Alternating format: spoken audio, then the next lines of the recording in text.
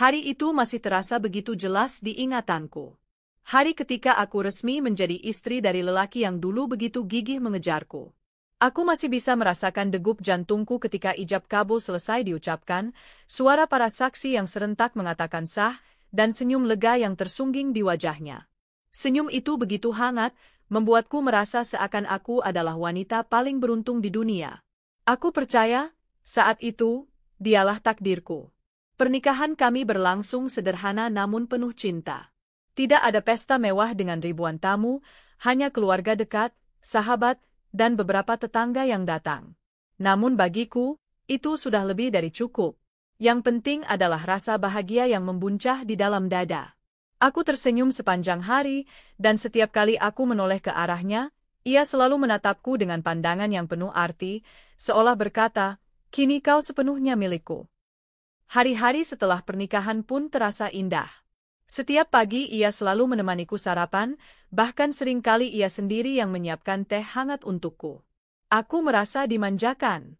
Pulang kerja, ia akan selalu membawa sesuatu, entah sekotak kue kecil, buah kesukaanku, atau sekadar setangkai bunga mawar yang ia beli di jalan. Sungguh, aku merasa dicintai dengan begitu dalam. Aku selalu berpikir, mungkin beginilah rasanya menjadi istri yang benar-benar disayangi. Aku beruntung. Namun, sejak awal, ada satu hal yang sebenarnya agak mengganjal. Suamiku, sebut saja namanya Raka, selalu punya aturan, aku tidak boleh keluar rumah sendirian. Bahkan sekadar berjalan ke warung depan rumah untuk membeli gula pun ia melarang. Awalnya aku mengira itu hanyalah candaan. Tapi ketika aku benar-benar mencoba, ia menatapku dengan serius dan berkata, "Kalau butuh sesuatu, tunggu aku pulang. Atau aku yang belikan. Kamu jangan keluar rumah sendirian, ya." Aku nggak tenang. Nada suaranya begitu lembut, namun tegas.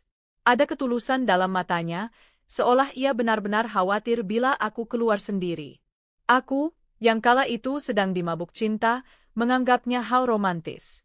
Aku berpikir, ya ampun, ternyata dia begitu protektif karena takut aku kenapa-kenapa. Dia benar-benar mencintaiku. Jadi, aku menurut saja. Toh, semua kebutuhanku selalu ia penuhi. Beberapa bulan pertama, pernikahan kami berjalan harmonis. Ia selalu berusaha ada untukku. Setiap akhir pekan, kami akan pergi berdua, entah itu hanya sekadar berjalan di taman kota, menonton film di bioskop, atau makan di warung sederhana favoritnya. Yang aku sukai dari Raka adalah sikapnya yang sederhana. Ia tidak pernah menuntut hidup mewah, meskipun sebenarnya pekerjaannya cukup mapan untuk membiayai itu semua. Tetangga-tetangga pun sering memuji hubungan kami. Mereka bilang aku wanita beruntung karena mendapat suami yang setia menemani, bahkan tidak membiarkan istrinya berjalan sendirian. Raka itu perhatian banget, ya. Enak sekali punya suami seperti dia, kata salah seorang tetangga, membuatku semakin yakin bahwa aku memang benar-benar dicintai. Hari-hari terasa ringan, meski aku mulai merasakan ada batasan dalam hidupku. Aku tidak bisa keluar rumah seenaknya. Kalau ada acara arisan RT atau sekadar undangan dari tetangga, aku harus menunggu Raka pulang dan menemaniku. Bila ia sedang sibuk, maka aku harus rela tidak hadir. Awalnya aku menerima itu dengan lapang dada. Bagiku, itu hanyalah bagian dari pengorbanan kecil dalam sebuah pernikahan. Lagi pula, aku berpikir, apa salahnya menuruti suami, apalagi bila alasannya karena ia sangat mencintai? Namun, lama-kelamaan, aku mulai merasakan ada yang berbeda. Suatu sore, aku pernah mengutarakan keinginanku untuk bekerja. Aku lulusan desain, dan dulu aku bercita-cita membuka butik kecil. Ide itu muncul ketika aku bosan sendirian di rumah. "Mas, aku kepikiran pengen buka butik kecil-kecilan. Cuma di rumah aja kok, Mas. Jadi aku juga bisa tetap ada di rumah, nggak sering keluar." Aku berkata penuh semangat. Namun responnya tidak seperti yang kuharapkan. "Buka usaha? Untuk apa? Kan aku sudah bisa mencukupi semua kebutuhanmu." "Iya, aku tahu. Tapi bukan soal uang, Mas. Aku hanya ingin punya kesibukan, ada yang bisa aku kerjakan. Lagi pula, aku suka sekali menjahit, mendesain. Dari dulu itu mimpiku." Raka menghela napas panjang, lalu mengelus kepalaku. Sayang, aku hanya ingin kamu tenang di rumah. Jangan capek-capek mikirin yang macam-macam. Kalau butuh sesuatu, bilang aja. Aku yang usahakan. Kamu tahu kan, aku nggak bisa kalau kamu terlalu sering keluar rumah atau sibuk sendiri. Aku butuh kamu ada di sini, nungguin aku pulang. Aku terdiam. Ada nada tegas dalam ucapannya, tapi juga terbalut kasih sayang. Lagi-lagi aku memilih untuk menganggap itu tanda cinta. Aku menekan dalam-dalam rasa kecewa yang mulai muncul. Hari-hari pun berlanjut. Aku semakin terbiasa dengan rutinitas yang itu-itu saja. Bangun pagi, memasak, membersihkan rumah, menunggu Raka pulang, lalu menghabiskan waktu bersamanya. Tidak ada yang salah, tapi juga tidak sepenuhnya benar. Ada ruang kosong di hatiku, rasa ingin bebas, namun aku selalu menutupinya dengan pikiran, aku dicintai, itu yang terpenting. Waktu terus berjalan. Semakin lama, aku semakin memperhatikan sikap Raka yang sangat protektif. Bila ada tamu lelaki yang datang ke rumah, misalnya tukang servis atau kurir paket, Raka selalu terlihat tidak suka. Bahkan pernah, ketika aku tanpa sengaja berbincang agak lama dengan tukang sayur yang mampir, ia langsung menegurku. Kamu jangan banyak ngobrol sama orang laki-laki di luar, ya. Aku nggak suka. Aku mengangguk meski dalam hati aku merasa berlebihan. Bukankah aku hanya menanyakan harga cabai? Tapi sekali lagi, aku memilih menganggap itu sebagai bentuk cinta. Aku selalu berkata dalam hati, mungkin memang beginilah suami yang benar-benar sayang. Dia takut kehilangan aku. Meskipun begitu, aku tidak bisa menutup mata bahwa ada kalanya aku merasa terkurung. Aku seperti burung yang tidak boleh terbang, hanya boleh berada dalam sangkar. Sangkar itu memang indah, penuh kasih sayang, tapi tetap saja sangkar. Pernah suatu kali aku menangis di kamar, entah karena lelah menahan perasaan atau karena merasa begitu terbatas. Namun ketika Raka menemukan aku menangis, ia segera memelukku. Kenapa, sayang? Kamu nggak bahagia sama aku? Bukan, Mas, aku cuma, capek aja. Sendirian di rumah terus. Aku tahu, kamu bosan. Tapi percayalah, semua ini demi kebaikanmu. Aku nggak mau sesuatu yang buruk terjadi padamu. Aku ingin kamu selalu aman. Kamu ngerti, kan? Aku mengangguk meski tidak sepenuhnya paham. Air mataku masih mengalir, tapi pelukannya membuatku luluh lagi. Malam itu, aku tidur dengan perasaan campur aduk, antara bahagia dicintai begitu dalam, tapi juga tertekan karena terlalu dikekang. Hari demi hari, aku menjalani hidupku dengan cara itu. Pagi yang indah bersamanya, sore penuh kejutan kecil, malam dengan obrolan hangat sebelum tidur. Dari luar, hidupku mungkin terlihat sempurna. Aku istri yang dimanjakan, diberi kasih sayang tanpa henti. Tapi jauh di lubuk hatiku, ada satu pertanyaan yang belum pernah benar-benar kuucapkan. Benarkah ini semua karena cinta, atau ada alasan lain yang selama ini tidak aku ketahui? Aku tidak pernah tahu jawabannya, setidaknya untuk saat itu. Yang aku tahu hanyalah satu hal, aku mencintainya, aku mempercayainya, dan aku ingin menjaga pernikahan ini dengan sebaik-baiknya. Aku tidak pernah menyangka bahwa di balik semua sikap posesifnya, ada rahasia besar yang ia sembunyikan dariku. Sebuah rahasia yang kelak akan menghancurkan hatiku. Hari-hari setelah pernikahan itu terus berjalan dalam pola yang sama. Dari luar, kehidupanku tampak begitu sempurna. Aku adalah istri yang dicintai, diperhatikan, dan dijaga dengan penuh kasih sayang. Namun, semakin lama, aku mulai menyadari bahwa ada sesuatu yang berbeda, sesuatu yang membuatku merasa seperti berada dalam sangkar emas. Indah, tetapi membelenggu. Setiap kali aku ingin keluar rumah, sekadar untuk membeli bahan masakan di warung dekat gang, Raka selalu menghalangi.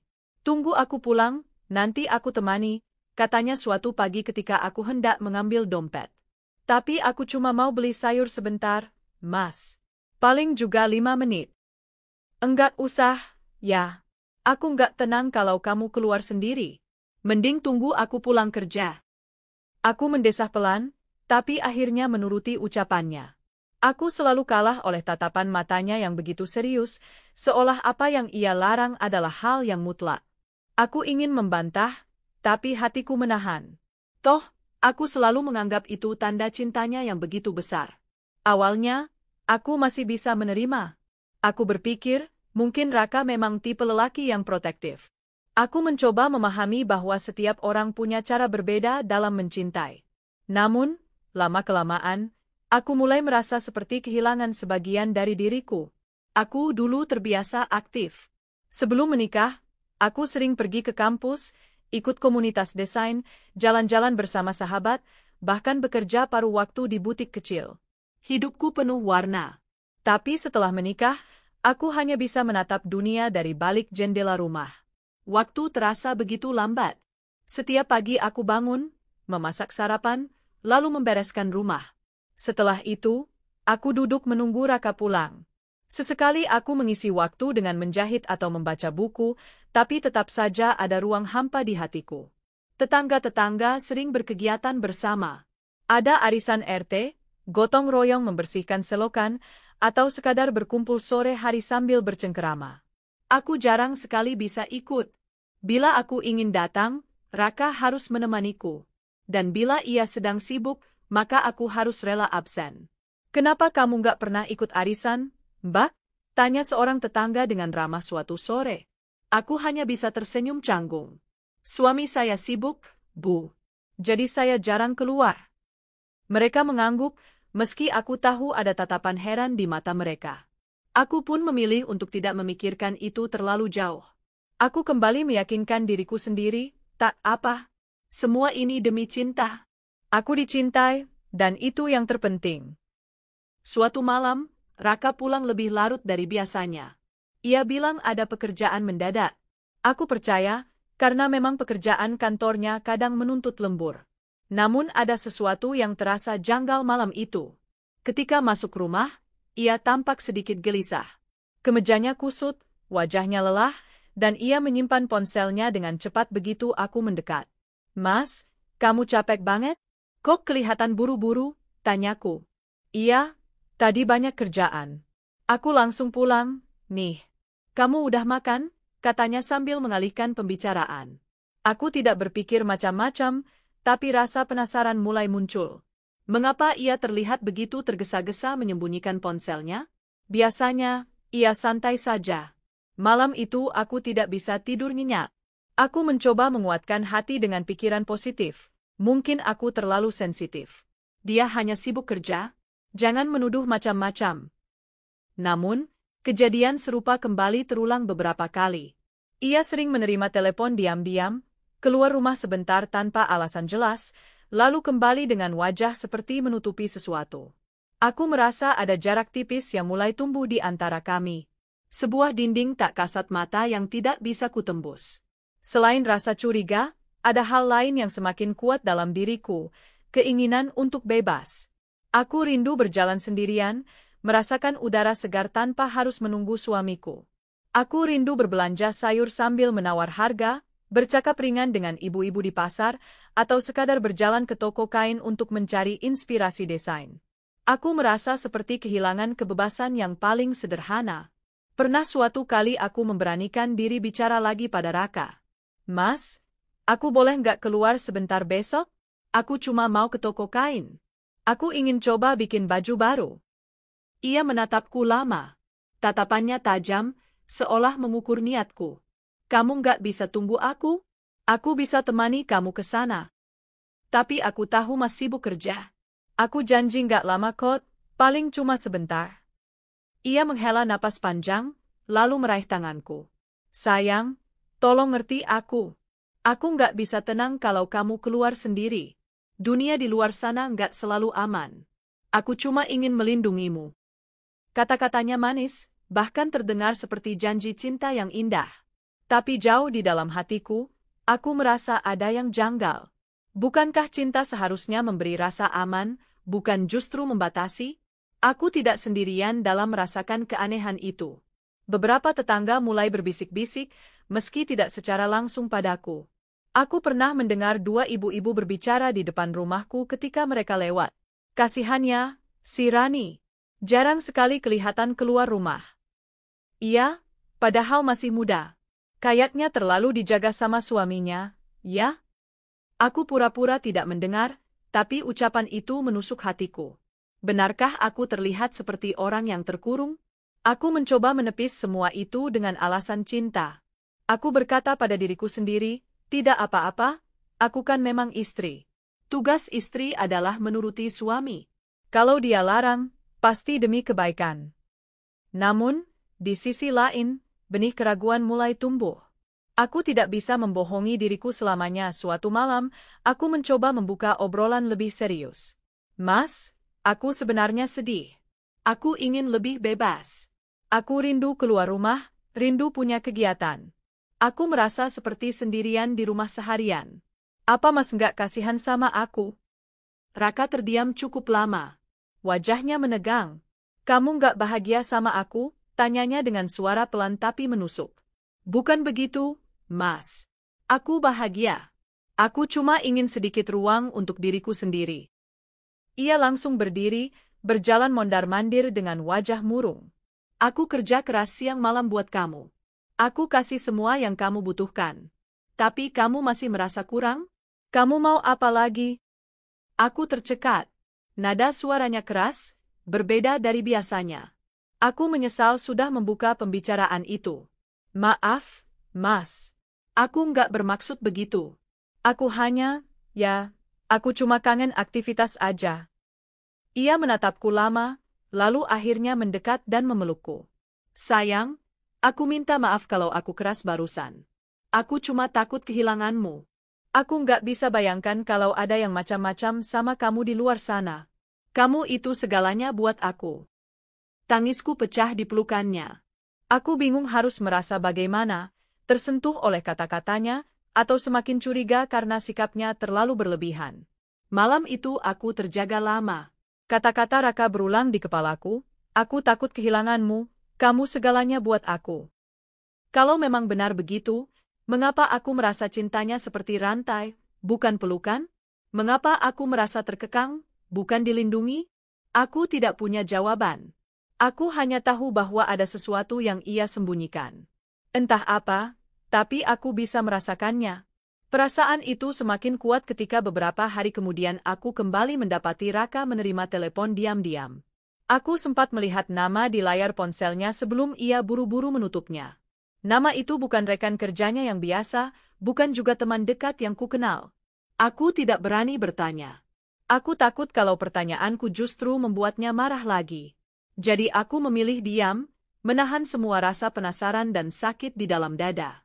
Hari-hariku terus berjalan dengan pola yang sama. Aku terkurung dalam rumah yang penuh kasih sayang namun membelenggu. Raka semakin protektif, dan aku semakin merasa ada rahasia yang ia simpan. Aku masih mencoba menghibur diri dengan berpikir positif.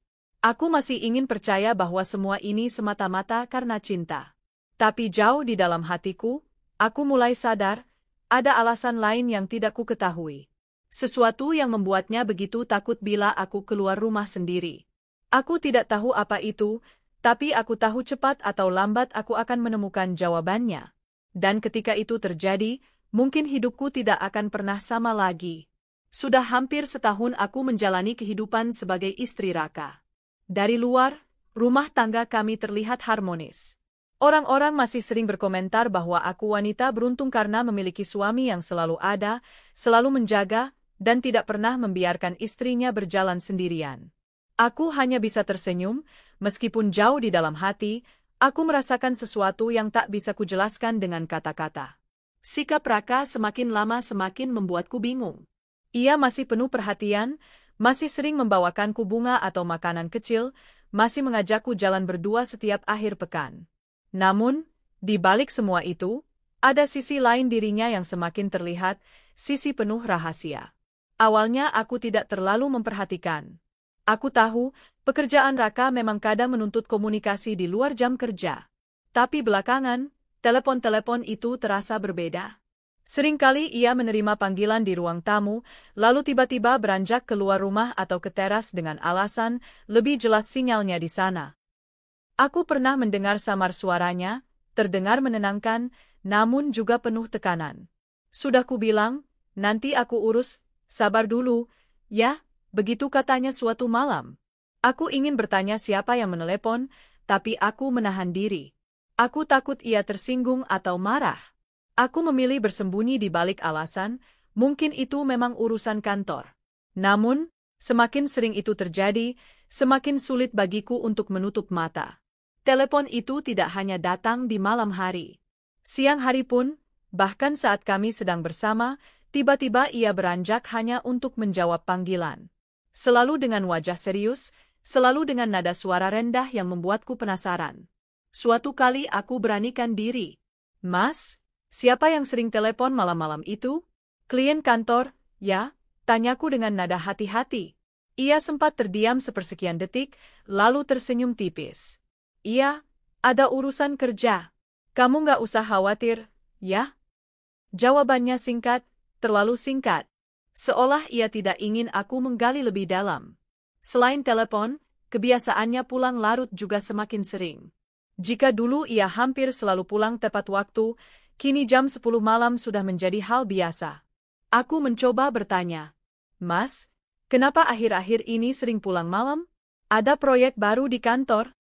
Ia mengangguk sambil melepas sepatunya. "Iya, lagi banyak kerjaan. Deadline-nya mepet. Kamu nggak usah khawatir." Aku mengangguk, tapi hatiku tidak benar-benar percaya. Kemejanya sering terlihat kusut, ada aroma asing yang samar tercium, entah parfum wanita atau hanya bayanganku saja. Aku ingin bertanya lebih jauh, tapi keberanianku selalu runtuh di hadapan senyumnya yang menenangkan.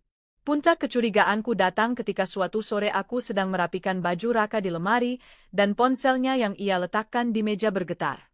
Aku tidak berniat mengintip, tapi layar ponsel itu menyala, dan aku tidak bisa mengabaikan nama yang muncul, Dewi Toko. Aku tertegun. Nama itu asing bagiku. Bukan nama rekan kerja yang pernah kudengar, bukan juga kerabat atau sahabat. Siapa dia? Ponsel terus bergetar, dan jantungku ikut berdegup kencang. Aku ragu, harus menjawab atau tidak. Tapi sebelum aku sempat menyentuhnya, Raka tiba-tiba muncul dari kamar mandi. Ia langsung meraih ponselnya dengan cepat, menatapku sebentar, lalu bergegas keluar rumah untuk menerima telepon itu. Aku terdiam. Ada rasa perih yang menjalar di dadaku. Mengapa ia harus keluar rumah hanya untuk menerima telepon? Mengapa ia begitu tergesa-gesa seolah takut aku mendengarnya? Malam itu, aku menahan diri untuk tidak bertanya. Aku hanya memeluk diriku sendiri di dalam kamar, berusaha menenangkan hati. Hari-hari berikutnya, aku semakin sering memperhatikan. Nama, Dewi Toko, kembali muncul di ponselnya beberapa kali. Raka selalu berusaha menyembunyikannya dariku. Ia bahkan mulai membawa ponsel ke kamar mandi, sesuatu yang tidak pernah ia lakukan sebelumnya. Aku merasa seperti orang bodoh yang hanya bisa berpura-pura tidak tahu. Aku tersenyum di depannya, memasakkan makanan kesukaannya, melayaninya seperti biasa, tapi di dalam hati aku mulai runtuh sedikit demi sedikit. Aku bertanya pada diriku sendiri, apakah aku ini istri yang terlalu curiga? Atau memang ada sesuatu yang benar-benar ia sembunyikan dariku? Kecurigaanku semakin menguat ketika suatu hari aku duduk di teras, mencoba menghirup udara sore.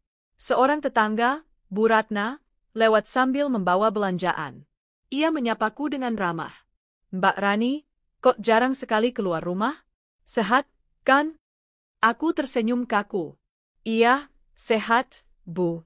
Memang di rumah saja." Bu Ratna menatapku sejenak, lalu berkata pelan. "Saya lihat suami Mbak sering sekali ke toko depan, ya. Sering ngobrol sama pelayannya. Saya pikir mungkin ada keperluan belanja." Aku tercekat. "Toko depan?" tanyaku memastikan. "Iya, toko kecil di seberang jalan itu.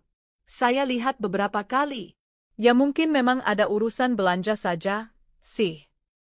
Ia kemudian berlalu, meninggalkanku yang terdiam dengan hati penuh tanda tanya.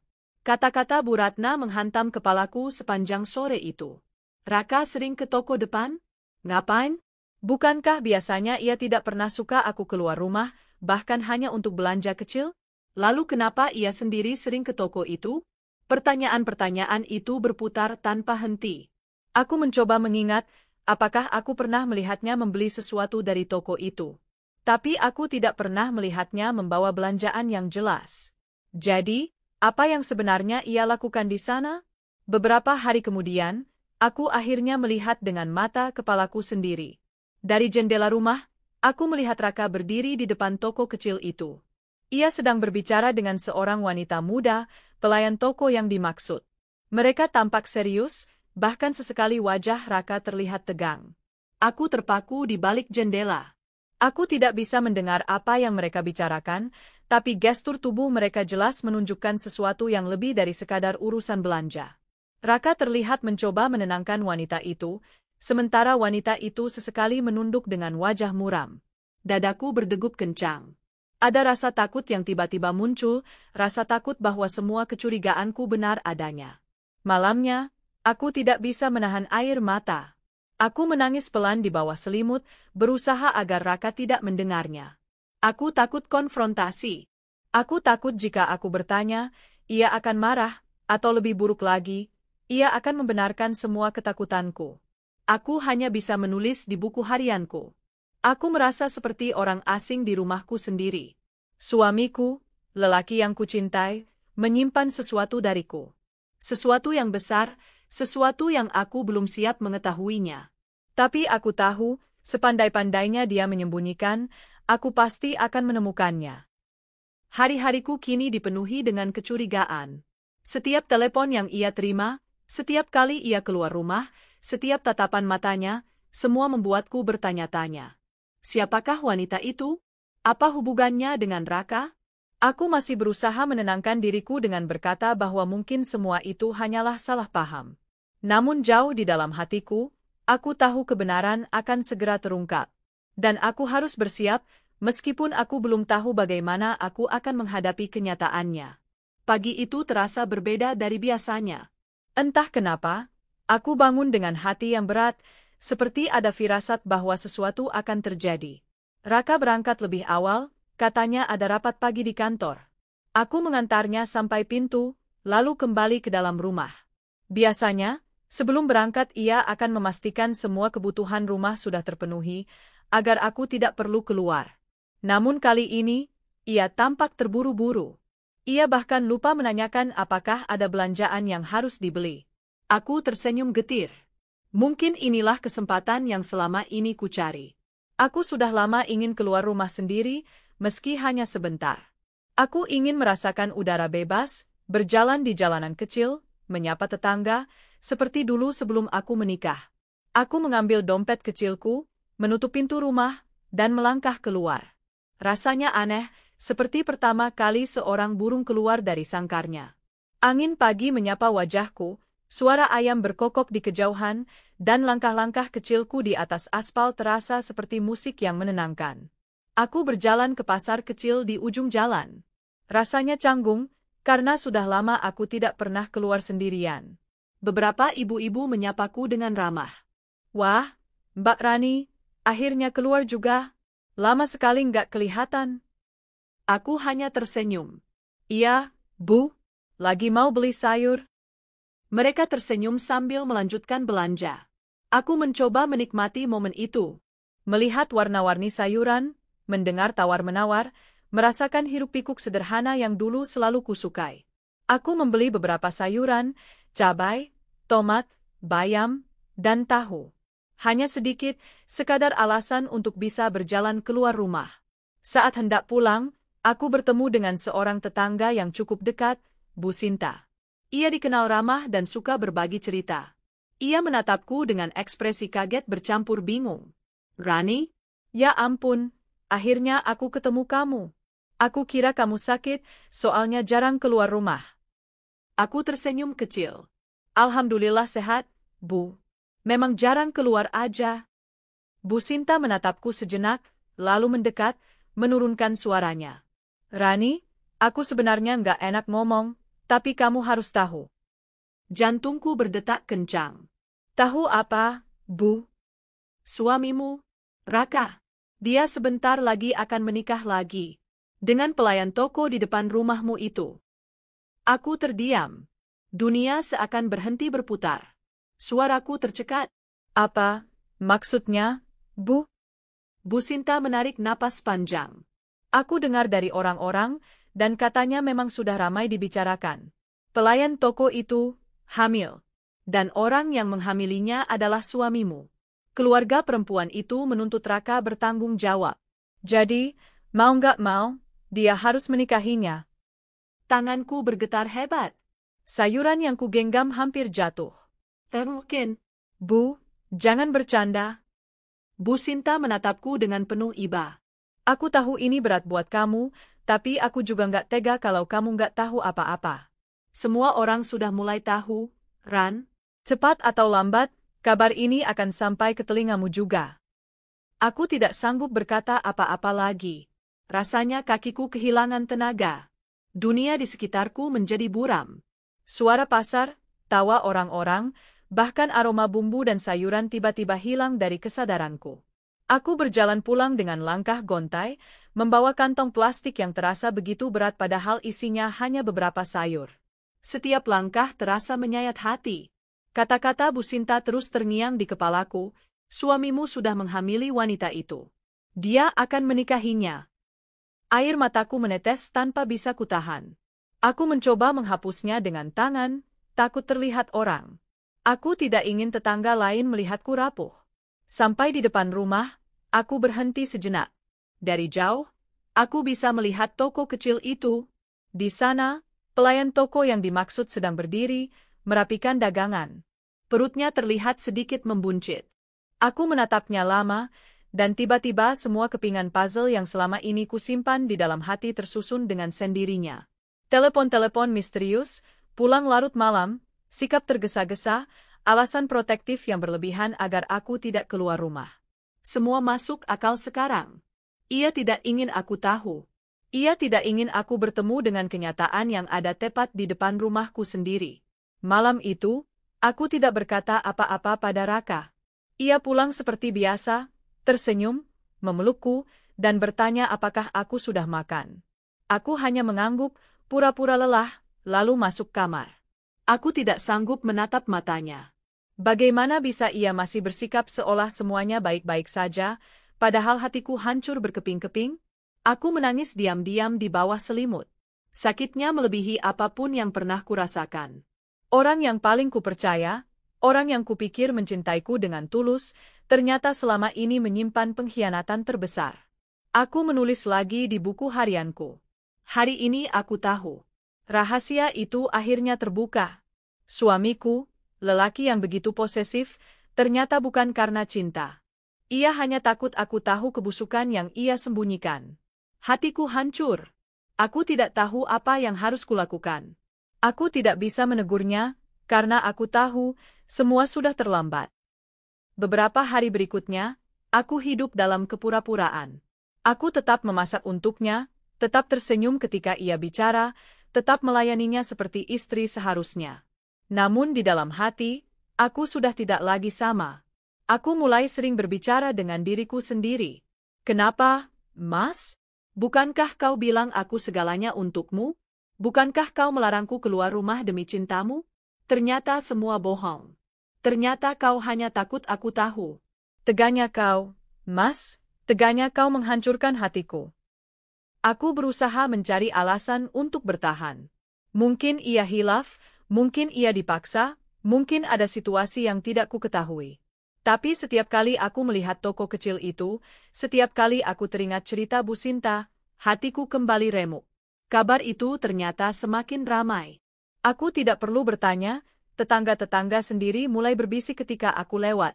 Aku bisa merasakan tatapan kasihan mereka, meski mereka berusaha menutupinya. Kasihan, ya, istrinya nggak tahu apa-apa. Padahal kelihatan harmonis sekali, tapi ternyata bisikan-bisikan itu menusuk telingaku. Aku merasa seperti bahan pembicaraan. Aku ingin berteriak, ingin menangis di tengah jalan, tapi aku menahan diri. Aku hanya bisa berjalan cepat menuju rumah, lalu mengunci diri di kamar. Hari demi hari, aku semakin yakin bahwa aku tidak bisa lagi tinggal di rumah itu.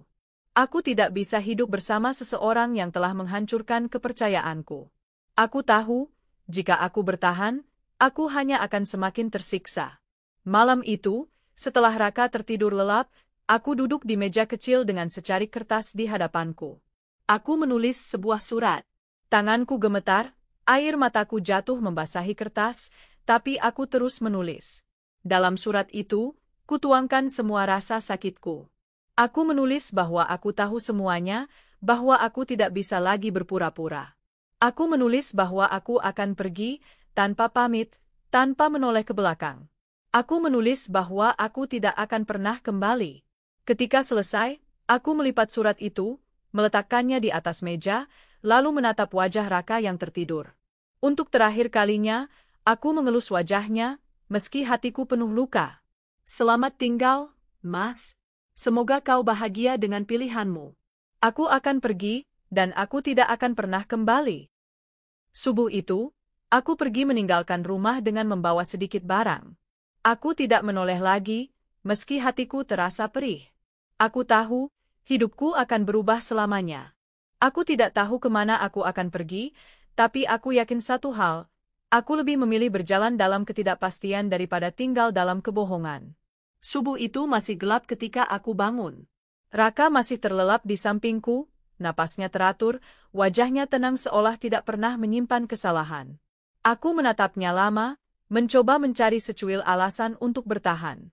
Namun, semakin lama kutatap, semakin terasa luka yang ia tinggalkan.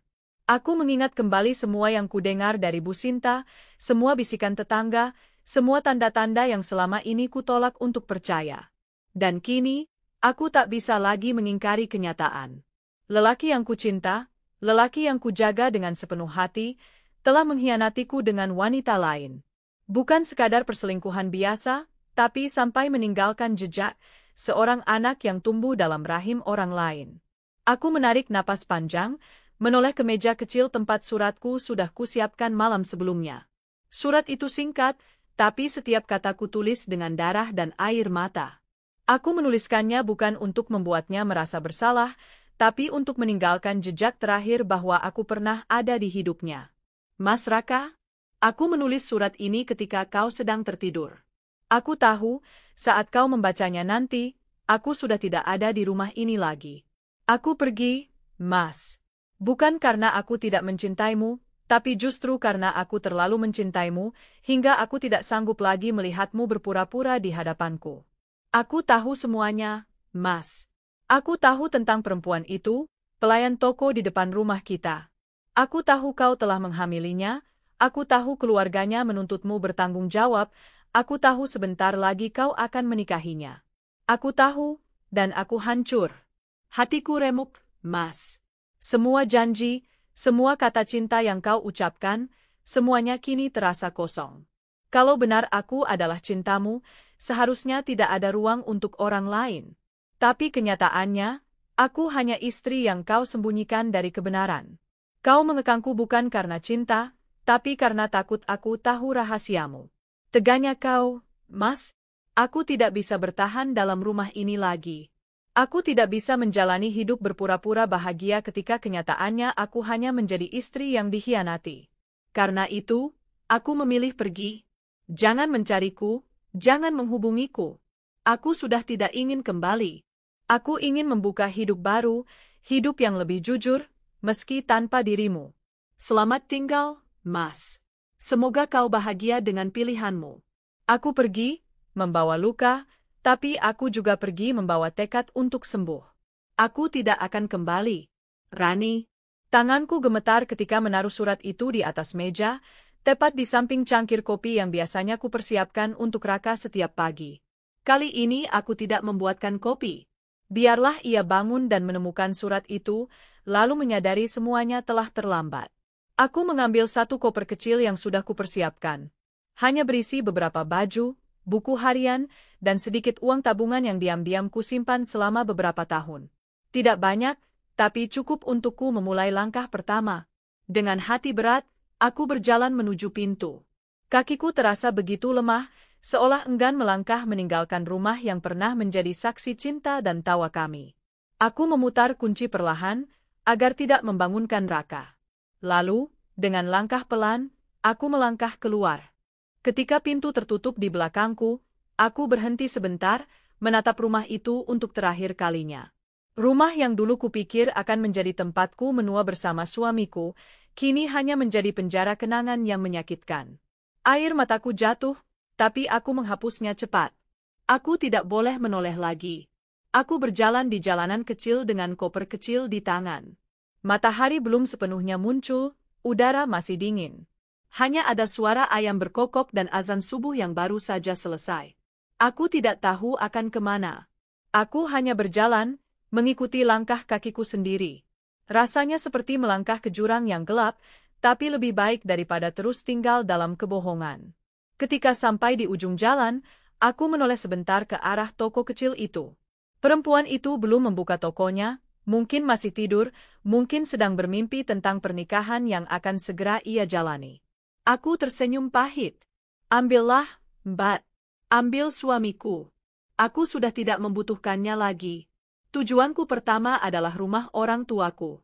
Meski aku merasa malu harus pulang dengan status istri yang gagal, aku tidak punya tempat lain untuk dituju.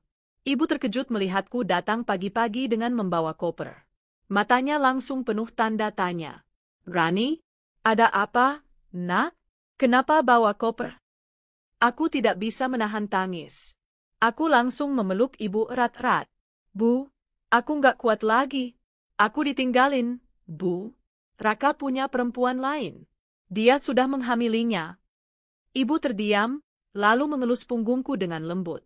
Ayah keluar dari kamar, menatapku dengan mata penuh kekhawatiran. Masuk dulu, Nak. Ceritakan pelan-pelan. Kamu nggak sendirian. Ada kami di sini. Tangisku pecah semakin keras. Meski malu, tapi pelukan ibu dan tatapan ayah membuatku merasa sedikit aman. Untuk pertama kalinya sejak tahu kebenaran itu, aku merasa tidak sendirian. Beberapa hari aku tinggal di rumah orang tuaku. Aku lebih banyak mengurung diri di kamar, menangis, menulis di buku harian, atau hanya menatap kosong ke dinding. Luka itu begitu dalam, rasanya tidak ada obat yang bisa menyembuhkannya. Ibu sering datang membawa makanan, mencoba menghiburku. Nak, jangan terus begini. Kamu masih muda. Hidupmu belum selesai. Raka bukan segalanya. Kamu masih bisa bahagia. Aku hanya mengangguk, meski dalam hati aku masih merasa hancur. Bagaimana bisa aku bahagia lagi setelah semua ini? Namun, perlahan, kata-kata ibu mulai meresap. Aku sadar, aku tidak boleh terus-menerus terpuruk. Aku harus bangkit, demi diriku sendiri. Beberapa minggu kemudian, aku mulai mencoba berdiri lagi. Aku mencari kesibukan agar pikiranku tidak terus-terusan terjebak pada luka. Aku mulai menjahit kembali, hobi yang dulu kutinggalkan setelah menikah. Dari benang dan kain, aku menemukan ketenangan. Setiap jahitan terasa seperti obat yang menutup luka-luka di hatiku. Aku mulai membuat baju-baju sederhana, lalu menjualnya pada tetangga sekitar. Tak kusangka, banyak yang menyukainya. Dari situlah muncul ide untuk membuka butik kecil. Ayah dan ibu mendukung penuh. Mereka bahkan rela meminjamkan sebagian tabungan untukku. Kalau ini bisa bikin kamu bahagia lagi, Nak, lakukanlah. Jangan takut. Mulai dari kecil, nanti juga akan berkembang. Hatiku hangat mendengar dukungan itu. Untuk pertama kalinya sejak meninggalkan Raka, aku merasa punya tujuan baru. Malam itu, sebelum tidur, aku menulis lagi di buku harianku. Hari ini aku mulai menjahit lagi. Rasanya seperti menemukan diriku yang hilang. Aku sadar, aku masih bisa hidup tanpa Raka. Aku masih bisa bahagia dengan caraku sendiri. Surat yang kutinggalkan di rumah itu bukan hanya akhir dari pernikahanku, tapi juga awal dari kebebasanku. Aku tidak akan menoleh lagi. Aku akan melangkah ke depan, meski jalannya berat. Aku menutup buku harian itu dengan senyum kecil. Untuk pertama kalinya, aku merasa sedikit lega. Luka itu masih ada, tapi aku tahu aku sedang menuju penyembuhan. Pagi itu matahari bersinar hangat, sinarnya masuk menembus jendela kamar orang tuaku. Aku sudah duduk di depan mesin jahit peninggalan ibu sejak subuh tadi. Tanganku sibuk menggerakkan kain, menyatukan pola, menjahit benang demi benang menjadi sebuah gamis sederhana. Setiap jahitan terasa seperti potongan luka yang ku coba perbaiki. Aku teringat lagi masa-masa ketika aku hanya menjadi istri di rumah, dilarang keluar sendirian, bahkan untuk sekadar membeli kain. Kini aku bisa bebas, meski kebebasan itu lahir dari kehancuran. Mesin jahit terus berdengung, menemani lamunanku. Di meja, beberapa kain warna-warni sudah menunggu untuk dipotong. Aku tersenyum kecil. Ini awal baruku. Aku harus kuat. Beberapa minggu setelah kembali ke rumah orang tuaku, aku memutuskan membuka jasa jahit kecil-kecilan. Awalnya hanya dari mulut ke mulut, tetangga datang membawa kain, meminta dibuatkan rok atau baju sederhana. Uang yang kudapat tidak banyak, tapi cukup untuk membeli benang dan menambah kain. Ayah menatapku dengan bangga suatu malam ketika melihatku masih sibuk menjahit. Ayah tahu kamu kuat, nak. Tidak semua orang bisa bangkit secepat kamu. Teruskan. Jangan pernah berhenti. Aku tersenyum, mataku sedikit berkaca. Ayah jarang bicara panjang, tapi sekali ia bicara, selalu menancap dalam. Hari demi hari, pelanggan mulai bertambah. Ada yang memesan seragam sekolah, ada juga ibu-ibu pengajian yang ingin dibuatkan gamis. Aku melayani semua dengan sepenuh hati.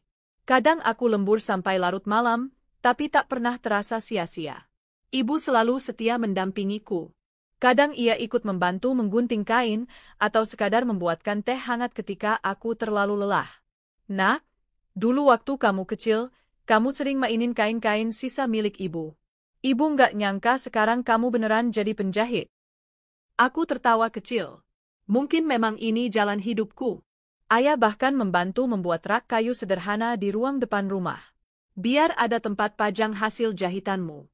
Kalau ada yang lewat bisa lihat, siapa tahu mereka tertarik. Aku terharu. Dukungan mereka membuatku merasa tidak sendirian. Seiring waktu, jahitanku semakin banyak peminat. Banyak yang memuji rapi dan modis, padahal aku hanya belajar dari pengalaman dan sedikit meniru model di majalah. Seorang pelanggan, Bu Ratna, pernah berkata, "Rani, jahitanmu bagus. Kenapa nggak coba bikin baju jadi? Kamu jual aja. Nggak usah nunggu orang bawa kain." Kalimat itu menancap di kepalaku. Malam itu aku tidak bisa tidur, memikirkan ide tersebut. Membuat butik kecil, menjual pakaian hasil karyaku sendiri. Aku tahu itu tidak mudah. Modal pas-pasan, pengalaman terbatas. Tapi semangatku jauh lebih besar dari rasa takutku. Aku ingin membuktikan bahwa aku bisa hidup mandiri tanpa bergantung pada lelaki seperti Raka. Dengan dukungan ayah dan ibu, aku mulai membeli kain dalam jumlah lebih banyak. Aku mendesain sendiri, menjahit, lalu memajangnya di rak kayu buatan ayah. Aku memasang papan sederhana bertuliskan, "Butik Rani," di depan rumah. Butik itu sederhana, hanya ruang tamu yang kusulap jadi toko kecil. Tapi hatiku begitu bangga ketika untuk pertama kalinya aku menjual satu gamis buatanku sendiri. Meski aku sibuk dengan butik, kabar tentang Raka sesekali masih sampai ke telingaku. Tetangga kadang bercerita dengan bisik-bisik, entah sengaja atau tidak. Katanya, Raka memang benar menikahi pelayan toko itu. Katanya, pernikahannya terpaksa dan tidak bahagia. Katanya lagi, rumah tangganya sering ribut karena tidak ada cinta di dalamnya. Aku hanya diam setiap mendengar cerita itu. Hatiku sudah tidak lagi pedih, hanya ada sisa perih yang samar. Aku tidak lagi peduli. Biarlah ia menanggung akibat dari keputusannya sendiri. Aku sudah memilih jalanku, dan aku tidak akan menoleh lagi.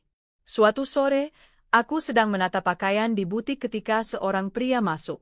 Ia tampak rapi dengan kemeja biru muda, wajahnya ramah, senyum tipis tersungging di bibirnya. Aku menoleh, mataku membesar. Aku mengenalnya. "Ardi?" Suaraku tercekat. Pria itu tersenyum lebih lebar. "Rani, lama sekali, ya? Aku nggak nyangka bisa ketemu kamu di sini." Ardi, lelaki yang dulu sempat dekat denganku sebelum aku menikah dengan Raka. Lelaki baik yang selalu memperlakukanku dengan tulus, tapi tak pernah sempat melamarku karena aku lebih dulu memilih Raka. Jantungku berdetak kencang. Rasanya aneh bertemu dengannya lagi setelah bertahun-tahun. "Aku dengar kamu buka butik, jadi aku mampir. Ibuku lagi cari gamis, aku pikir cocok kalau beli di sini." Aku mengangguk kaku. "Oh, iya, silakan lihat-lihat." Aku mencoba tenang, tapi ada getar aneh di dadaku. Ardi tidak hanya membeli satu gamis untuk ibunya, tapi juga memesan beberapa baju seragam untuk saudara perempuannya. Sambil menunggu aku menyiapkan catatan, ia duduk dan mulai bercerita. tentang pekerjaannya, tentang keluarganya, tentang hidupnya sekarang. Aku mendengarkan dengan hati-hati. Rasanya seperti bernostalgia. Aku ingat dulu Ardi selalu perhatian, selalu membuatku merasa dihargai. Ketika ia pulang, ia berkata, "Aku senang lihat kamu mandiri, Ran. Kamu kelihatan kuat sekali. Dulu aku tahu kamu suka menjahit, ternyata sekarang jadi usaha. Aku bangga sama kamu." Kata-kata itu membuat mataku panas. Sudah lama tidak ada yang memuji keteguhan hatiku. Aku hanya bisa tersenyum, menahan air mata. Sejak hari itu, Ardi beberapa kali datang lagi. Kadang untuk memesan baju, kadang hanya untuk menyapa. Ia tidak pernah menyinggung masa lalu, tidak pernah bertanya tentang Raka, seolah ia tahu aku tidak ingin membuka luka lama. Ia hanya hadir, membawa kehangatan yang sederhana. Ibu mulai memperhatikan kedatangannya. Suatu malam ia berkata pelan, "Nak, Ardi itu terlihat tulus. Ibu lihat matanya setiap kali memandangmu, penuh rasa hormat. Kamu pikirkan baik-baik, ya?" Aku terdiam. Jantungku berdegup kencang setiap kali nama Ardi disebut. Ada rasa takut, tapi juga ada rasa yang tidak bisa kupungkiri. Bersama Ardi, aku merasa perlahan bisa bernapas lega. Ia tidak pernah mengekangku, tidak pernah memaksa. Justru ia selalu mendukung apapun yang kulakukan. Kalau butiknya makin besar, aku bisa bantu carikan lokasi lain yang lebih ramai, Ran. Aku punya teman yang bisa bantu urusan perizinan. Ia berbicara dengan nada tulus, tanpa pamrih. Aku merasa dihargai, bukan dimiliki. Setiap kali aku merasa lelah, ia hadir membawa semangat. Setiap kali aku merasa ragu, ia hadir membawa keyakinan. Perlahan, luka yang dulu ditinggalkan Raka mulai sembuh. Dengan kerja keras dan sedikit bantuan Ardi, butikku semakin berkembang. Pelanggan mulai berdatangan dari luar desa. Aku bahkan mulai membuka pesanan online, meski masih sederhana. Aku tidak menyangka, usaha kecil di ruang tamu itu kini mulai dikenal banyak orang. Suatu malam, aku berdiri di depan butik yang lampunya masih menyala. Aku menatap papan kayu bertuliskan, "Butik Rani." Air mataku menetes, tapi kali ini bukan karena sakit hati, melainkan karena rasa syukur. Ternyata aku bisa berdiri sendiri. Tanpa Raka, tanpa kebohongan. Aku bisa hidup dengan caraku. Beberapa bulan kemudian, ketika butikku merayakan ulang tahun pertama, Ardi datang membawa bunga. Ia menatapku lama, lalu berkata dengan suara pelan namun mantap, "Rani, aku tahu masa lalu kita sempat terputus. Tapi sekarang aku ingin jujur lagi. Aku masih mencintaimu. Dari dulu sampai sekarang, perasaan itu nggak pernah hilang. Kalau kamu izinkan, aku ingin mendampingi kamu. Aku ingin jadi orang yang selalu ada buatmu, tanpa mengekang, tanpa menyakitimu." Aku terdiam. Hatiku bergetar. Air mata mengalir tanpa bisa kutahan. "Ardi, aku takut. Aku takut terluka lagi." Ia menggenggam tanganku lembut. "Aku tidak bisa janji kalau hidup kita nanti sempurna. Tapi aku bisa janji satu hal, aku tidak akan pernah mengkhianati kamu. Aku akan selalu menghormati kamu." Aku menangis dalam pelukannya. Untuk pertama kali setelah lama, aku merasakan cinta yang tulus. Malam itu aku menulis di buku harianku lagi. Hari ini Ardi menyatakan cintanya. Aku tidak tahu apa yang akan terjadi ke depan, tapi aku merasa Tuhan akhirnya menjawab doaku. Aku tidak lagi sendiri. Aku menemukan orang yang benar-benar melihatku sebagai wanita, bukan sebagai miliknya. Aku takut, tapi aku juga bahagia. Mungkin inilah awal kebahagiaan baruku. Aku menutup buku itu dengan senyum. Aku tahu, hidupku sedang bergerak ke arah yang benar.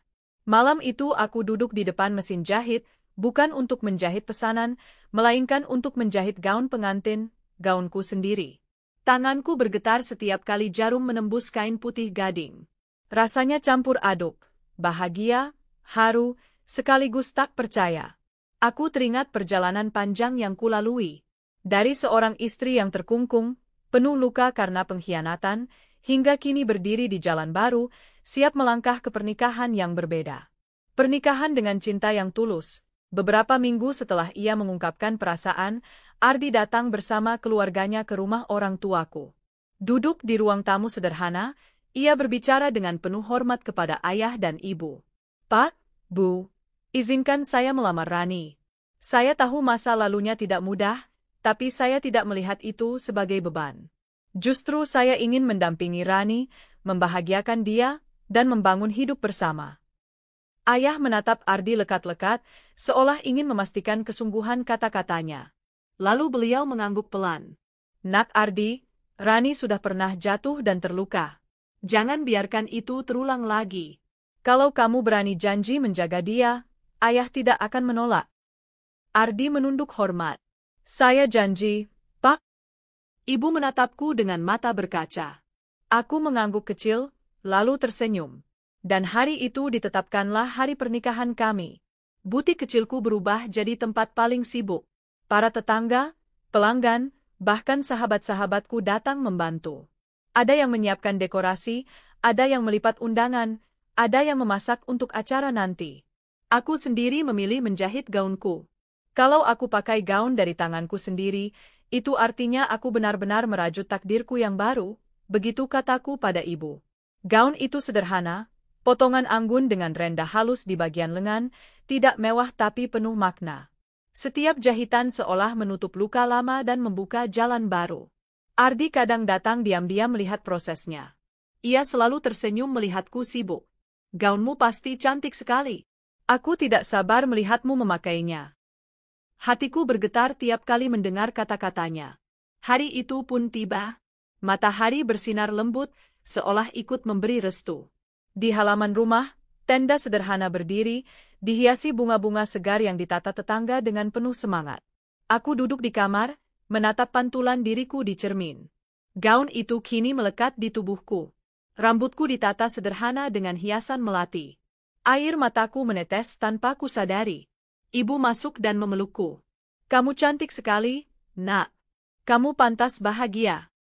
Aku menahan tangis di pelukannya. Di ruang depan, Ardi sudah menunggu.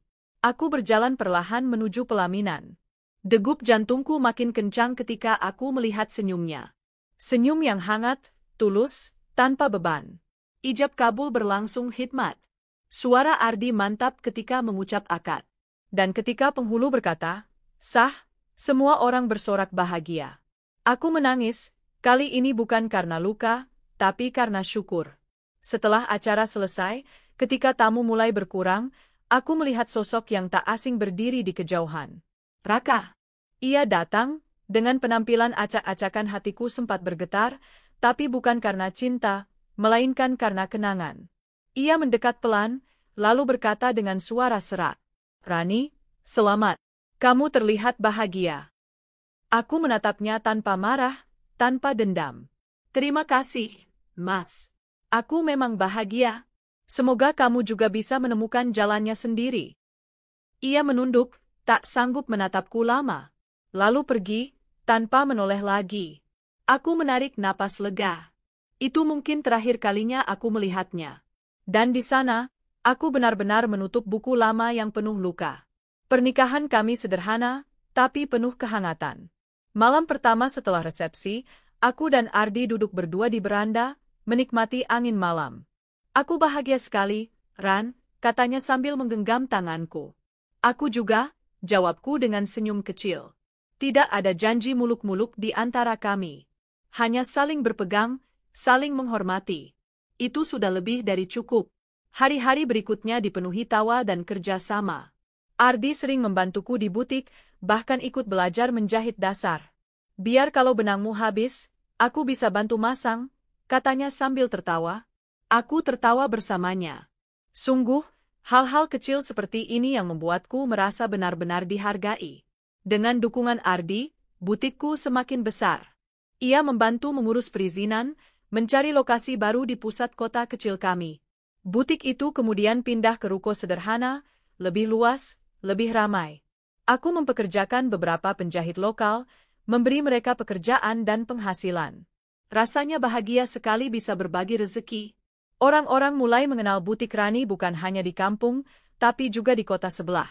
Aku bahkan mulai menerima undangan untuk ikut bazar busana muslim. Ardi selalu mendampingiku, tak pernah lelah mendukung.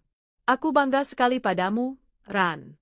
Kamu bukan hanya istri hebat, tapi juga wanita tangguh. Aku tersenyum. Inilah hidup yang dulu kuimpikan. Bukan kemewahan, tapi kebersamaan yang jujur. 3 bulan setelah pernikahan, aku merasakan tubuhku berbeda. Sering mual pagi, cepat lelah. Aku memutuskan periksa ke bidan. Dan hari itu aku mendengar kabar yang membuatku menangis bahagia. Selamat, Bu Rani. Anda hamil. Aku pulang dengan hati bergetar, memegang perutku sambil tersenyum. Ardi menatapku heran ketika aku menyerahkan hasil pemeriksaan. Matanya membesar, lalu ia memelukku erat. Kita akan jadi orang tua, Ran? Air matanya jatuh di bahuku. Aku menangis bersama. Tuhan memberiku kesempatan baru, bukan hanya hidup yang damai, tapi juga keluarga kecil yang sebentar lagi lengkap.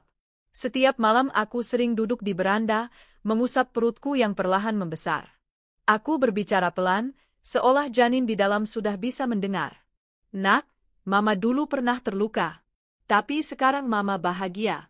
Kamu akan lahir di dunia yang penuh cinta. Papa kamu orang baik, kamu akan bangga padanya. Ardi sering ikut duduk, menempelkan telinganya ke perutku. Halo, Nak. Ini Papa. Papa janji akan selalu ada buat kamu dan Mama. Aku menatapnya dengan mata berkaca. Betapa Tuhan menggantikan air mata lamaku dengan tawa yang baru. Suatu malam aku kembali membuka buku harian yang dulu sering kutulis ketika masih terkurung di rumah Raka. Aku membaca halaman-halaman penuh tangis, penuh keluhan, penuh luka. Lalu aku menulis satu halaman baru. Hari ini aku sadar, luka bukan akhir dari segalanya. Luka hanyalah jalan menuju kekuatan. Dari sakit hati, aku belajar bangkit. Dari pengkhianatan, aku belajar arti cinta sejati. Kini aku bersama Ardi, pria yang mencintaiku tanpa syarat. Aku bahagia. Dan aku tahu, aku tidak akan pernah kembali ke masa lalu. Aku memilih masa depan. Hidupku kini bukan lagi kisah perempuan yang terkungkung oleh posesif suami. Hidupku adalah kisah perempuan yang bangkit dari pengkhianatan, menemukan kembali dirinya, lalu menemukan cinta yang tulus. Aku tidak menyesal pernah jatuh, karena dari kejatuhan itu aku belajar berdiri lebih tegak. Aku tidak menyesal pernah dikhianati, karena dari situlah aku tahu siapa yang benar-benar layak kucintai.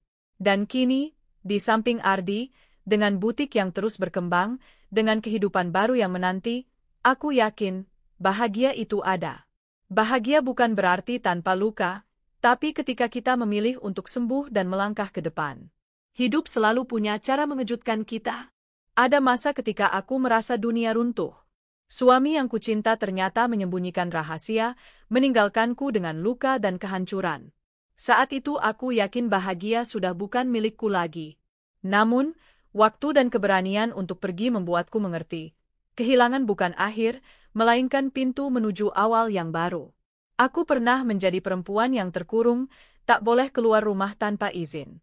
Aku pernah menjadi perempuan yang dihancurkan oleh pengkhianatan. Tapi aku juga menjadi perempuan yang bangkit, menemukan dirinya, membangun usaha, dan akhirnya menemukan cinta sejati. Ardi hadir bukan untuk menyembuhkan luka, tapi untuk berjalan bersamaku melewati luka itu.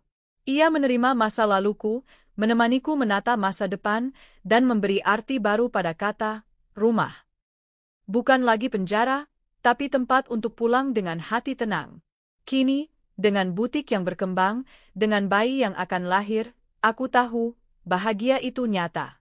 Bahagia bukan berarti hidup tanpa masalah, melainkan ketika kita menemukan kekuatan untuk melewati masalah, lalu bertemu dengan orang yang menghargai kita sepenuhnya. Aku menutup buku lama yang penuh air mata, lalu menulis buku baru dengan tinta cinta. Dan di setiap halamannya, aku ingin selalu mengingat satu hal.